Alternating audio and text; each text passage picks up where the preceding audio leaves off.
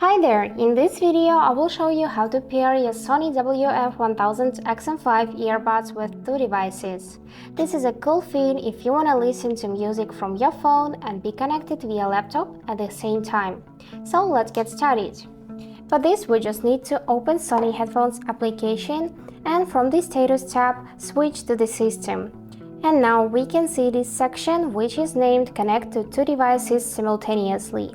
Just enable it by tapping on the switcher like I did.